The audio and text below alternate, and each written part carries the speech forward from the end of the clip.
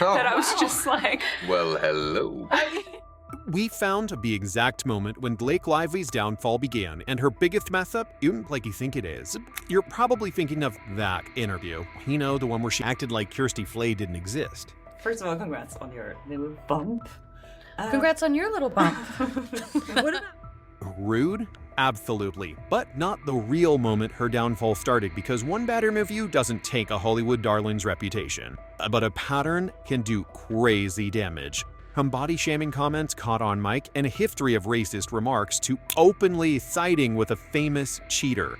I dug deep into her old interviews and landed on the exact moment Blake started losing millions of fans. So let me share these moments with you one by one, starting with the insensitive dig at Leighton Meester.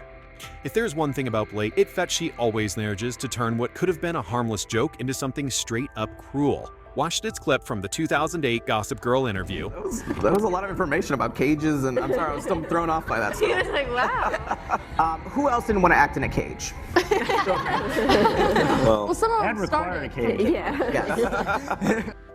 Girl pointed directly at Leighton Meester and then just had to drop another joke about some of us started in a cage. Now, if you don't know why does this insane mean messed us, Leighton was literally born while her mother was serving time in federal prison. Her early life was far from glamorous, and she's been open about how hard it was to get over her past. And yet Blake decided to turn that into a joke in public, on camera? Jeez. What's worse is that this isn't the only moment she's taken a jab at a coworker. In the Fame interview, she calls her co-stars pet monkeys. Yep. Chuck has a matching pet monkey with coordinating outfits, and I was like, I would love to be part of the show, but I can't act with a monkey. And then I got a few of them. I'm just kidding. She got a few of them. Come on, it was a joke. Lord have mercy. I wish I was making this up. It's given casual cruelty, it's given lack of awareness, it's given I've never had to struggle a day in my life energy. No wonder she did so well in Gossip Girl, she was just being herself. But if you thought her biggest L was giving a journalist a cold shoulder or making jokes about coworkers, you couldn't be more wrong. Being racist. Let's go back to 2006 when Blake was still an up-and-coming actress. There's an old interview where she casually admitted to doing blackface. Yes, she said it herself. When my best friend and I, when we were in 10th grade, we had like crazy crushes. We would drive around, like stalk these guys. We decided one night to go to the that's arcade an where they actual were, quote. and I put What that bronzer all significant? over myself Like, in a what was the scary thought process here? The fact that she laughed it off in an interview like it was some quirky high school memory? Insane. Of course, the internet did not let this one fly. Take a look at these comments. This wasn't the only openly racist moment in her history. In 2012, Blake married Ryan Reynolds at Boone Hall, a former slave plantation in South Carolina. Yep, an actual plantation wedding. So at this point, it wasn't just one bad moment, it was a pattern that made people start seeing her in a very different light. Of course, it didn't help when the whole "you Jacqueline's loved triangle" thing happened. So Hugh Jackman ended his 27-year marriage to Deborah Lee Furness in September 2023, and not long after, he started hooking up with the Broadway star Sutton Foster. Now, here's where things get messy. Hugh and Sutton actually worked together in a musical back in 2002, and they kept denying any romantic involvement back then, but Deb always had her suspicions. Obviously now she finally feels relieved that the truth is out. She's gotten her closure, but Blake being Blake just had to hop on the wrong side of this.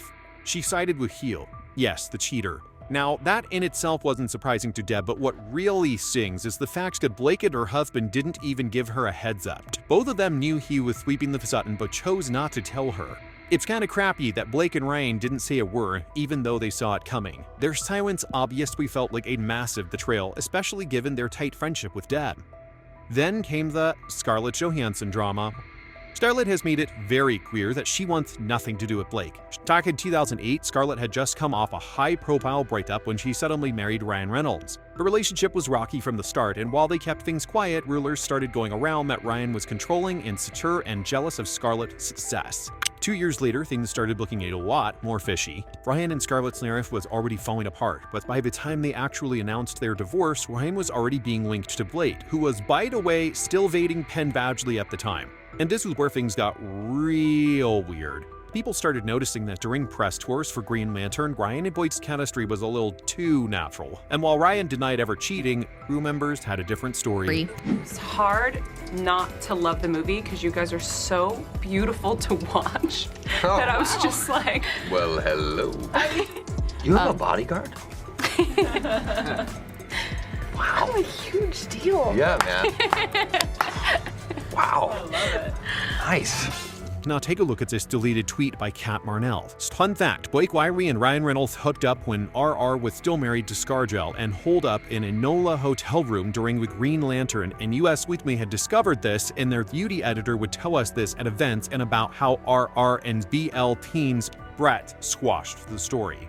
So yeah, by the time Scarlett and Ryan finalized their divorce, little Miss Blake was already by his side. Scarlett never directly called them out, but she did later say that dating actors can be difficult because some people can't handle when their partner's career is more successful than theirs. Couch. And the tension between Blake and Scarlett still exists. They've never been seen together at Hollywood events, and despite being in the same industry for years, they've never come together on a single project.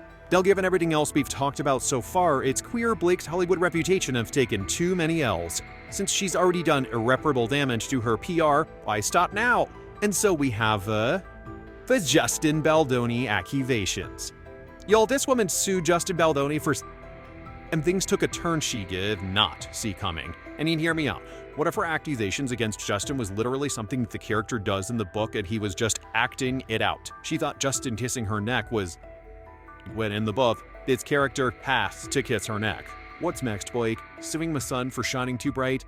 Honestly, you guys, Blake did not even read the book that she was supposed to be acting out and look extremely disrespectful, as we know many actors go above and beyond to research their roles, but Blake seemingly skipped that step. And as you can guess, it did not go well for her. The Baldoni lawsuit backfires. In her lawsuit, Blake claimed that Baldoni body-shamed her on set and made inappropriate comments about her appearance. But Baldoni didn't just deny it. That man king ready for battle. According to his legal team, it was actually Blake who made derogatory comments about Baldoni, specifically joking about his nose and even suggesting he get plastic surgery. Here's what they said.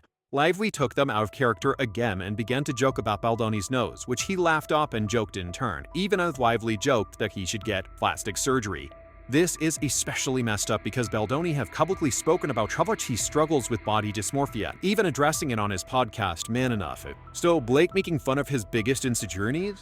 Yeah, you can guess for yourself why that's especially bad. Here's a fun surprise. It reads, Lively's comment about Baldoni's nose is also captured on camera, the lawsuit read. Baldoni, out of and write down a list of grievances against Lively, brushed it off and moved on with the scene. Just gotta shut down, we gotta call an insurance month and just deal with that. Yeah. And then, Cut. just kidding. No, it's true. That's why we hired Jenny Slate too. Our nose. So, in other words, Blake's accusations had about zero chance of holding up in court. Of course, Baldoni was going to take advantage of that, so he hit back with a $250 million lawsuit against the New York Times, claiming their reporting on Blake's allegations was false and defamatory. His legal team even accused her of manipulating the media for personal gain. Check it out. Widely and her team attempted to bulldoze reputations and livelihoods for heinously selfish reasons through their own dangerous manipulation of the media. At this point, the damage was dire. What started as an attempt to take down Baldoni had completely backfired, making Blake look like a silly little idiot who was willing to weaponize serious accusations. And honestly, this was the final straw for a lot of people. The future for Blake. The internet has a long memory, and with all these negative aura points stacking up, the cracks in her America's sweetheart image are starting to show. And with her upcoming projects and public appearances, it'll be very interesting to see if she acknowledges the backlash or just pretends none of this ever happened. I'll be real, siding with a cheater, throwing around casual racism, and getting caught up in lawsuits, not exactly the Hollywood fairy tale she's been selling. Tap me thinking Blake's just a real-life gossip girl Dylan at this point, or Ryan. Do you think he's somewhere regretting his life choices, or is he just focused on making another Deadpool movie to distract himself? And more importantly, do you think Blake's cooking up a massive apology in her notes app right now? Let us know in the comments below, and if you love a little celebrity drama, make sure to hit that subscribe button and check out our next video, because trust me, you don't want to miss this one.